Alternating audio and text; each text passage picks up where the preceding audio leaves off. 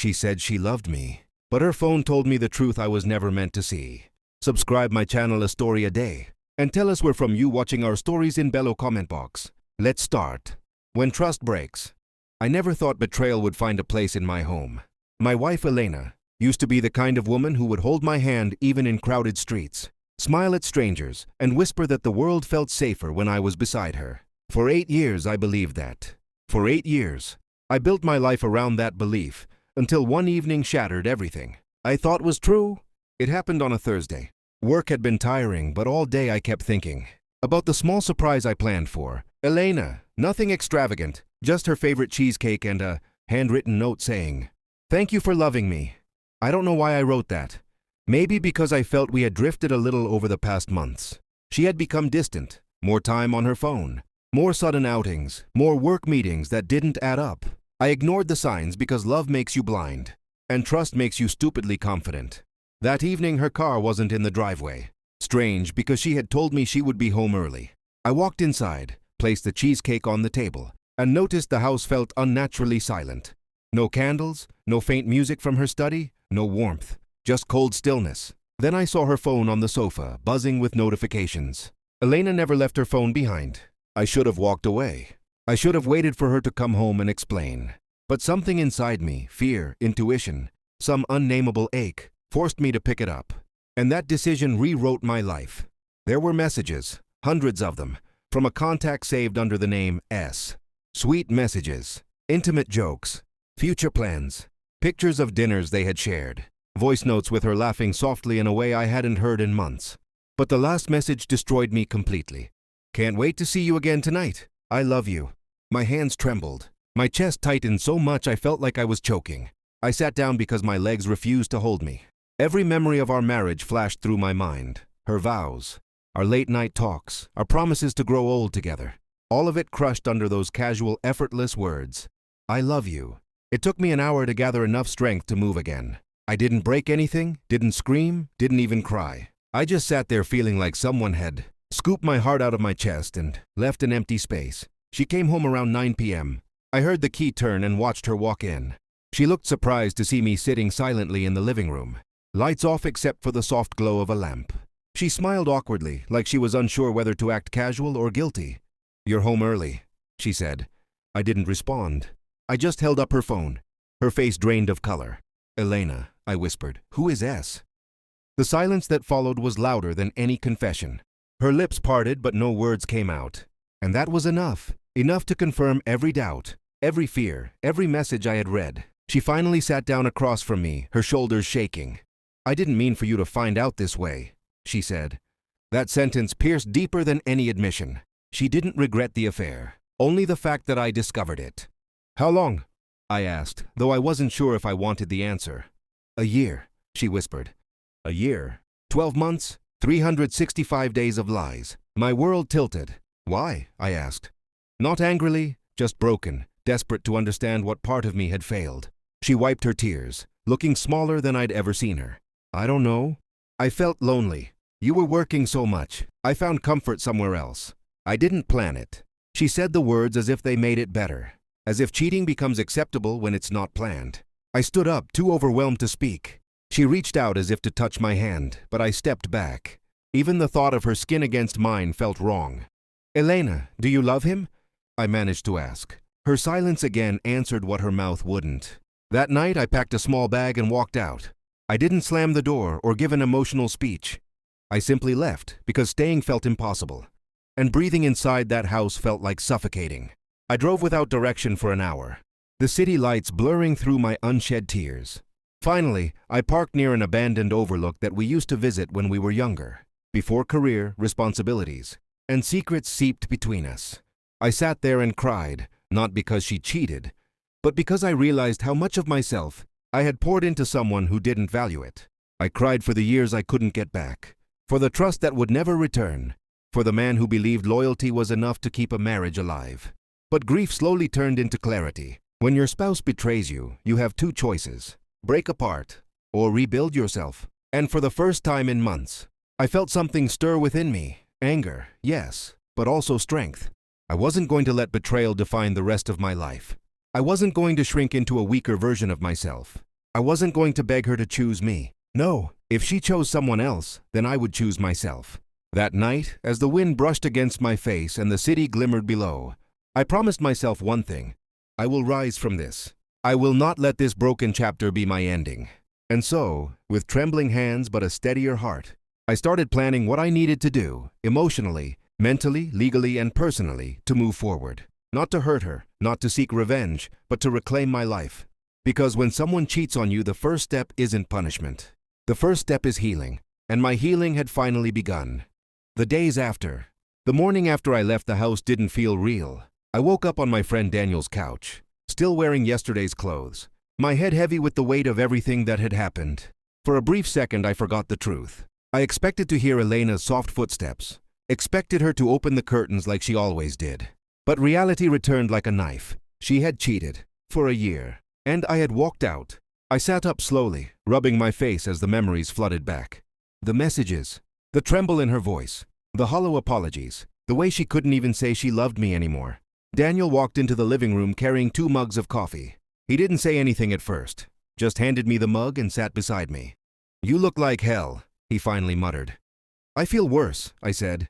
He waited. That's the thing about old friends. They don't rush your pain. They know when silence needs space. After a long moment, I whispered, "She cheated. For a year." Daniel's jaw tightened. He wasn't the dramatic type, but his reaction told me he was angrier for me than I was for myself. "What are you going to do?" he asked. I didn't know. How do you decide anything when your heart is still bleeding? "I need time," I said. "I can't go back there. Not right now." "Then stay here as long as you want," he said simply. And so I did. The second day felt heavier because the shock had worn off, leaving behind something raw and sharp. I kept replaying everything, our anniversary dinners, the nights she said she was tired, the days she said she had late meetings, the way she had stopped reaching for my hand in public. Every memory suddenly had a hidden meaning. My phone buzzed. It was a message from Elena. "Please come home. We need to talk." I stared at the screen for a long time before turning the phone off. Talk? What was left to talk about? Trust once broken never returns the same. It's like a cracked glass, glued back together maybe, but never strong again. The third day, that morning, Daniel forced me to leave the house. "Air will help," he insisted. So we went for a walk near the lake. Families laughed, couples held hands, kids threw stones into the water. Everyone seemed to belong somewhere. I felt like I belonged nowhere. "Maybe she regrets it," Daniel said cautiously. "Maybe," I replied. "But does regret fix anything?" "No, but it tells you whether the person cares." I wanted to believe that. A part of me still loved Elena despite everything. That's the cruel thing about love. It doesn't vanish just because you want it to. But I also knew something else. Love should never destroy you. And staying with someone who broke me might do exactly that. When we returned, I saw a car parked in front of the building. It was hers. My heart sank. Elena stepped out, her eyes red from crying. She rushed toward me, but I stayed still, frozen between pain and numbness. "Can we talk?" she begged. Daniel stepped aside to give us privacy. I crossed my arms, not cold, but trying to keep myself from falling apart. "Elena, what do you want?" I asked quietly. She swallowed hard. "I want us. I want to fix this. I made a mistake." "A mistake?" I snapped. "A year-long mistake?" She closed her eyes tightly, tears streaming down. "I know I hurt you. I know I don't deserve forgiveness. But I don't want to lose everything we built." Her words were desperate, trembling. But then she said something that made me pause. "I ended everything with him." For a second, hope tried to sneak back into my heart.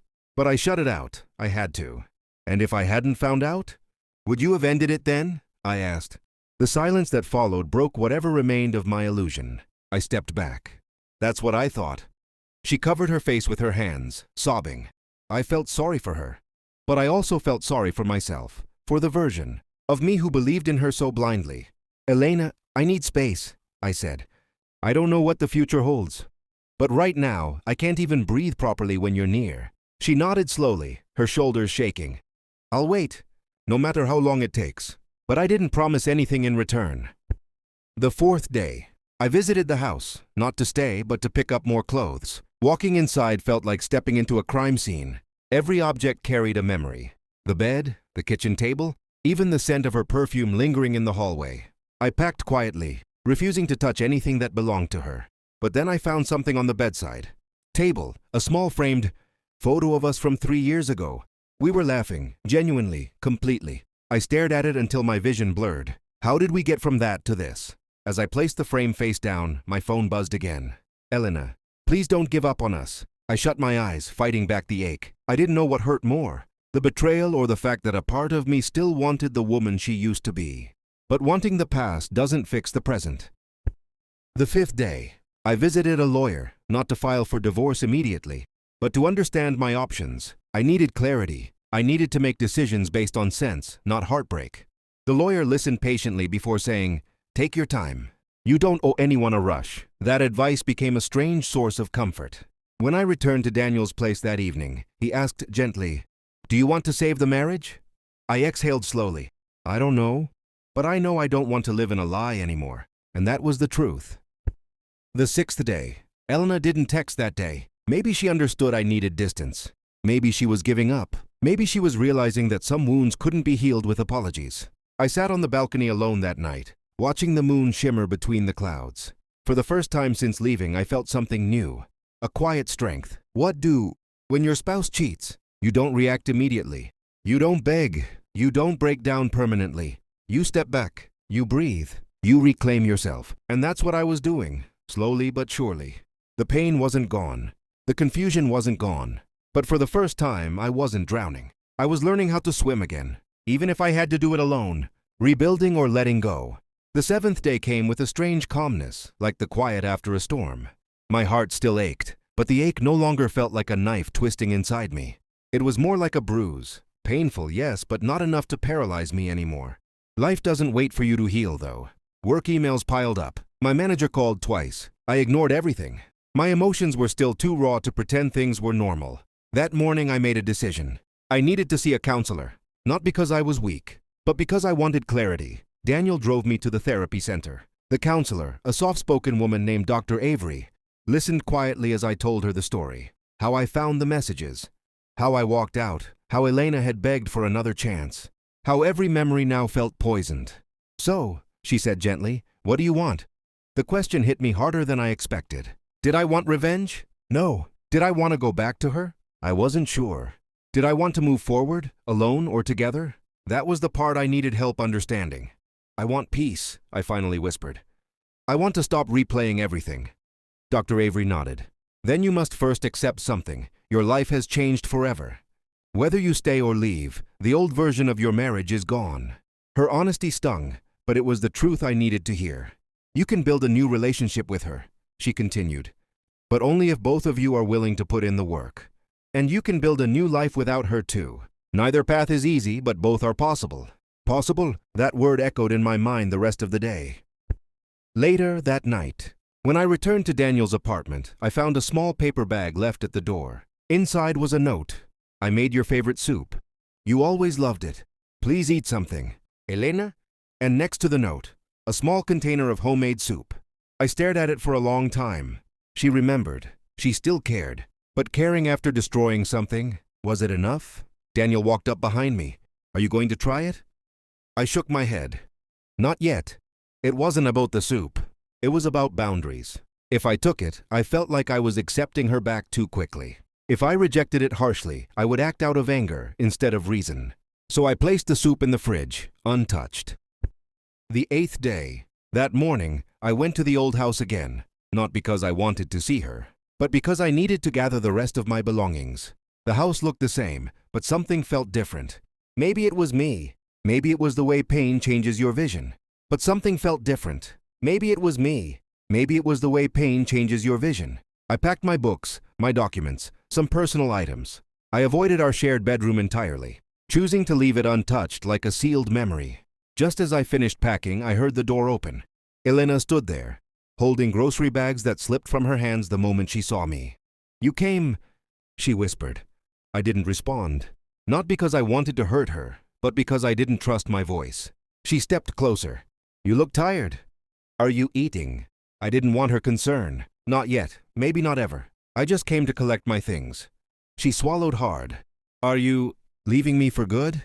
The question hung between us like a blade. "I don't know," I admitted. She wiped a tear. I'll do anything. Therapy, honesty, whatever you want. I can't lose you. Her voice cracked, and my heart cracked with it.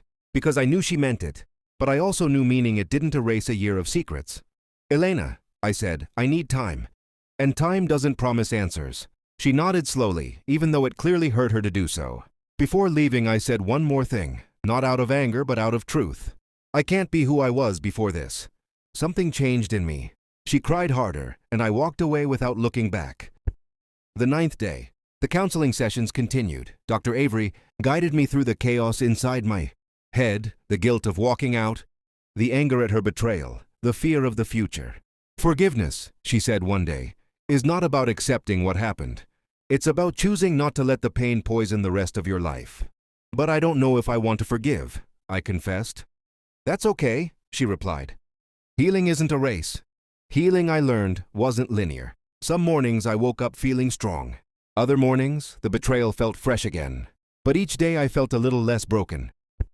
The 10th day. Elena texted again, not begging, not asking for answers. Just simple things. I hope you slept well. I cooked. Let me know if you want some. Take care. No pressure, no guilt. Part of me appreciated it. Part of me wished she would disappear. Emotions don't come neatly sorted. That night, I finally tasted the soup she had sent. It was still warm in flavor, familiar, comforting, painful. But after eating it, I felt something shift inside me. Not forgiveness, but acknowledgement. She hurt me. Yet she wasn't a monster. People make mistakes, terrible, heartbreaking mistakes. And sometimes love survives them. Sometimes it doesn't. But I needed to be the one to decide. Not pain, not anger, not fear, me. The 11th day. I texted her for the first time since the betrayal. I'm ready to talk. She replied immediately. Whenever you want. Wherever you want. We agreed to meet at a quiet cafe. When she walked in, she looked nervous, fragile, almost like the woman I fell in love with years ago. Thank you for... I took a deep breath.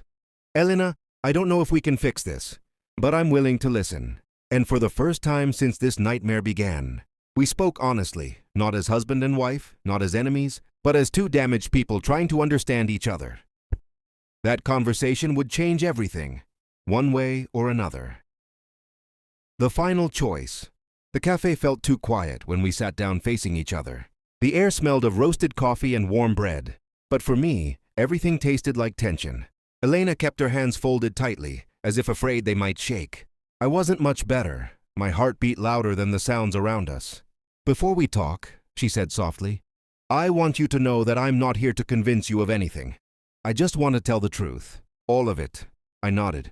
Then tell me. Elena inhaled deeply, gathering courage. It started because I was lonely. You were always working, always stressed. I didn't know how to talk to you about how I felt. And then, someone else listened. I clenched my jaw. You could have talked to me. I know, she whispered. I chose the wrong path. I didn't cheat because I stopped loving you. I cheated because I stopped loving myself. I felt invisible. And I made the worst mistake of my life. Her words were heavy, vulnerable. Painful to hear, but honest. I looked down at my hands. Did you ever plan to tell me? She hesitated. No, I knew if I told you, I'd lose you. You lost me anyway, I said quietly. A tear slipped down her cheek. I know, and I deserve that. The silence between us wasn't hostile. It was broken, fragile. One wrong word, and both of us would shatter again. Do you still love him? I asked. Her head snapped up. No, I ended it the moment you found out. That's not answering the question, I said gently. Do you still love him? She closed her eyes. I think I loved the escape he gave me. Not him, not truly. I didn't know if that made it better or worse. She leaned forward slightly. But I love you. That part never changed. Even when I was wrong. Even when I was stupid. I still loved you. I breathed out slowly. Loving someone doesn't erase betrayal. But betrayal doesn't always erase love either. That was the contradiction tearing me apart. What do you want now? I asked. I want to rebuild us, brick by brick if I have to, she whispered. I want therapy.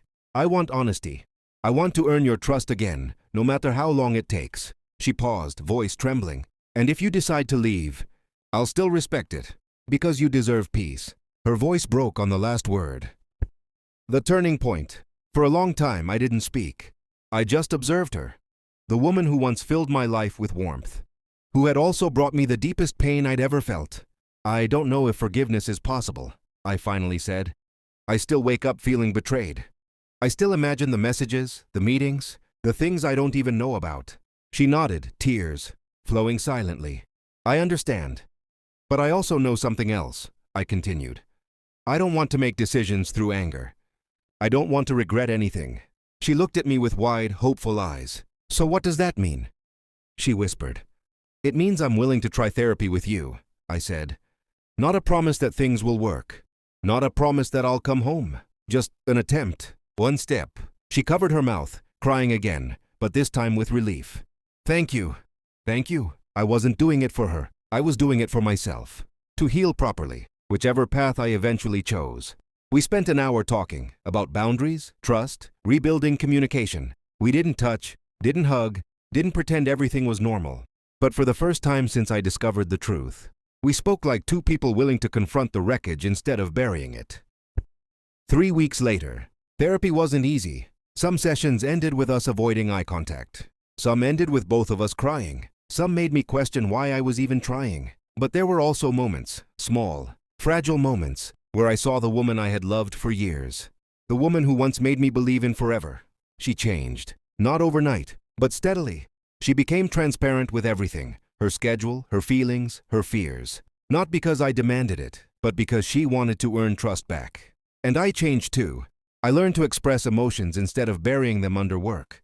I learned that love isn't bulletproof, and neither am I learned that healing is not about forgetting, it's about understanding. 1 month later, we met again at the cafe where everything had changed. This time the tension was gone. And for the first time, I truly looked at her.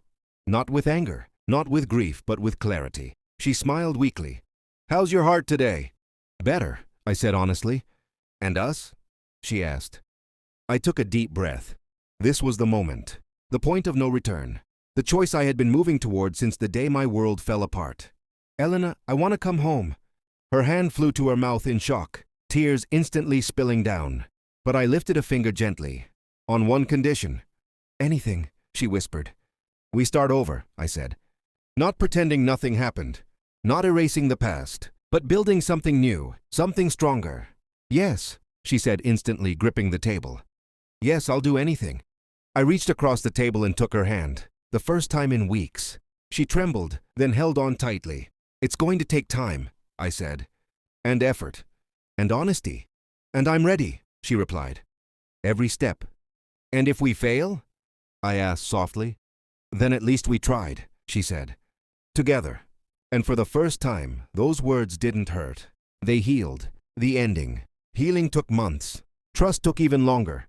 But slowly, steadily, painfully.